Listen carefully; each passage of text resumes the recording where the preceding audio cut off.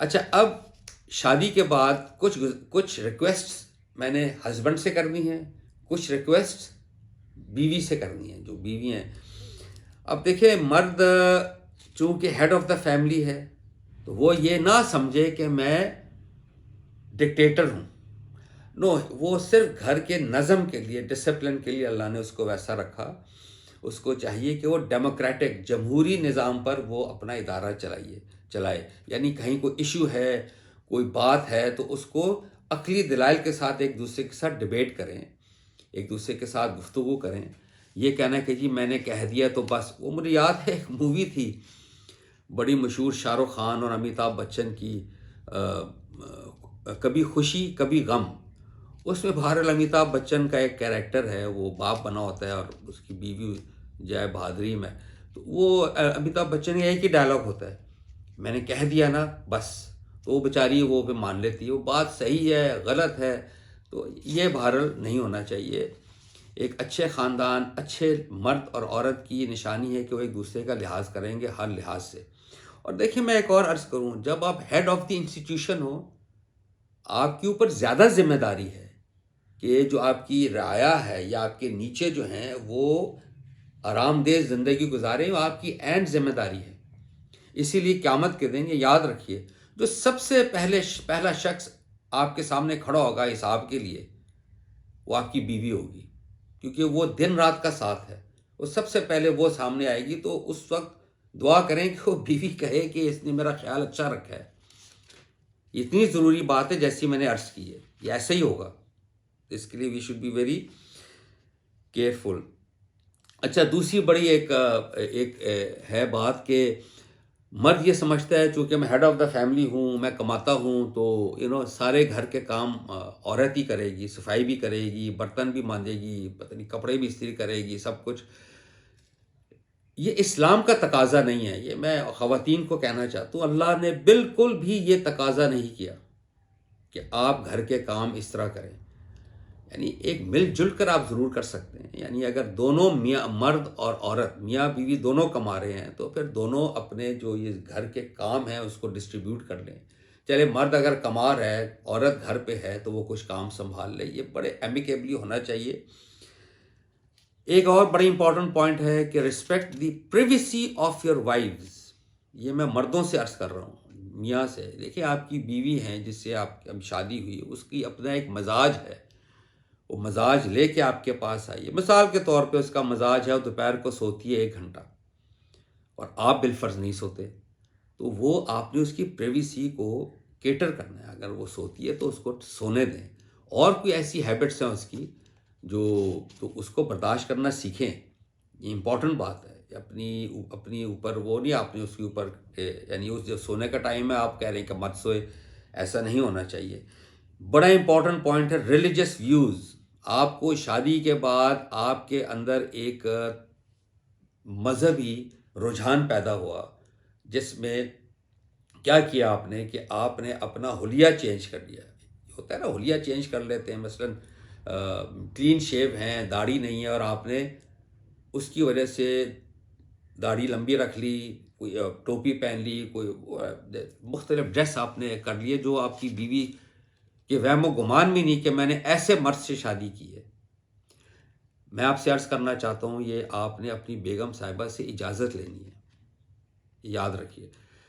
میں اپنی بات آپ کو چھوٹی سی بتا دیتا ہوں. میں 2006 میں نے حج کیا، اور جب میں لاہور سے مدینہ ہم نے فلائی کیا تو میں اس وقت میری مسٹیشز تھی، مونچھیں تھیں، داڑھی نہیں تھی بہرحال. تو میں نے ایسی داڑھی رکھ لی کہ چلیں رکھنی ہوگی تو میں رکھ لوں، اللہ توفیق دے جیسا بھی ہے. تو لیکن آپ یاد رکھیں، یعنی میں آپ سے عرض کرنا چاہتا ہوں، میں نے اپنی بیگم صاحبہ سے پوچھا ہے کہ میں داڑھی رکھنا چاہتا ہوں، آپ کو کوئی پرابلم تو نہیں ہے اس میں؟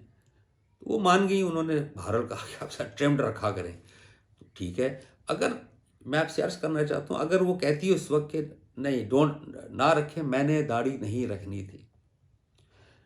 یہ بڑی امپورٹنٹ. آپ نے صرف اس چیز میں کہنا نہیں ماننا. یہ سنیں، اب اس میں ایک ڈیبیٹ شروع ہو جاتی ہے کہ جی داڑھی تو سنت ہے یا وہ سنت ہے. نہیں، صرف وہ 2 چیزیں ایسی ہیں جس میں آپ نے قرآن میں بھی بتایا کہ آپ اپنے ماں باپ کا کہنا نہ مانیں. ایک شرک پہ، یعنی شرک پہ ہم کہنا نہیں مان سکتے، اور دوسری بہرحال فحاشی کو، فحش حرکت ہو، یعنی یہ دو چیزوں پہ آپ نہ کریں. باقی آپ نے بیوی کو کانفیڈنس پہ لینا ہے، یہ بڑے رائٹس ہیں بیوی کے، تو لہٰذا دس از ویری امپورٹنٹ کہ آپ اس سے اجازت لیجئے.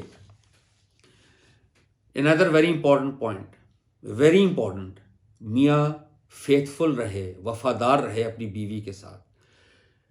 میں آپ کو اس کے بارے میں ایک بیک گراؤنڈ دے دیتا ہوں.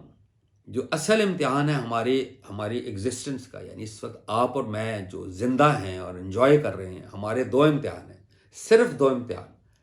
ایک انا کا، جو شیطان نے کہا کہ میں اس سے بہتر ہوں، ایروگنس، انا، میں اس سے بہتر ہوں، تکبر کا.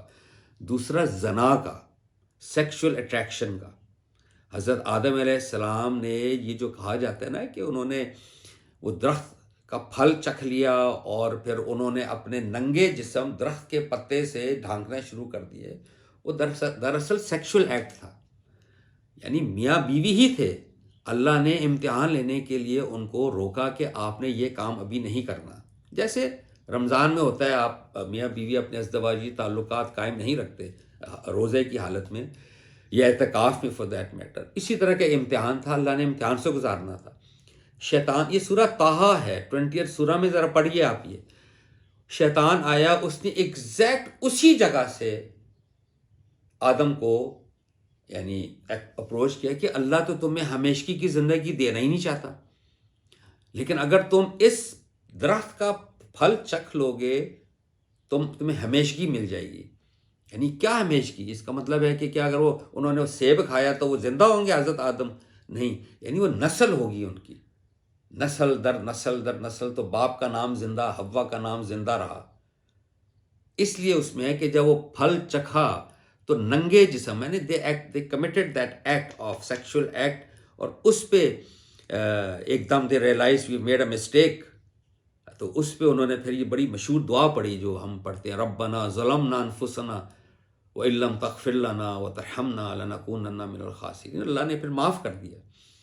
یعنی یہ بہت بڑی اٹریکشن ہے، سیکچول اٹریکشن. اس لیے میاں یعنی بیوی، شادی کے سے پہلے، شادی کے بعد بھی یہ مسئلے آ جاتے ہیں کہ آپ you have to be faithful towards your wife اور یور ہسبینڈ. یہ کوشش ہی کرنی ہے، یعنی یہ آزمائش کی دنیا، یہ یاد رکھیں.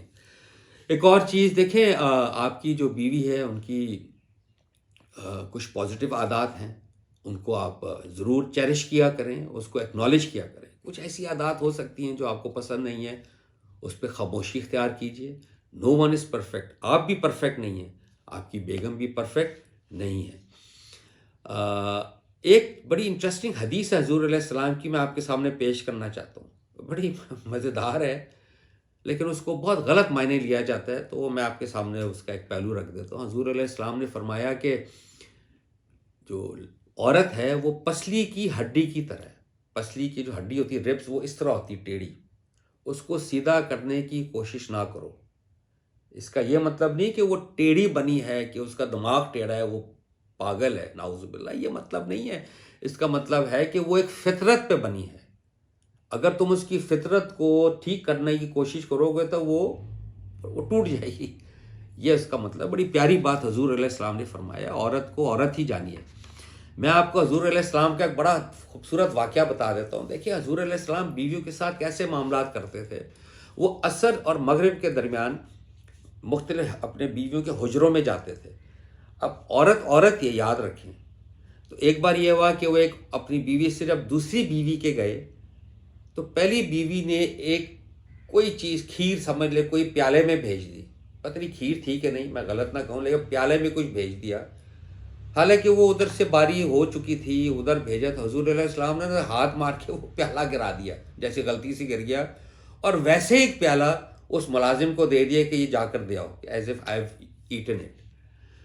تو بہرحال یہ میں صرف گزارش کرنا چاہ رہا ہوں کہ یہ جو خواتین، جو بیویوں کی جو یہ فطرت ہے، اگر آپ نے اس فطرت کو انجوائے کرنا شروع کیا تو میں شادی شدہ ہوں، میں آپ سے عرض کرنا چاہتا ہوں آپ کی زندگی بہت خوبصورت ہوگی.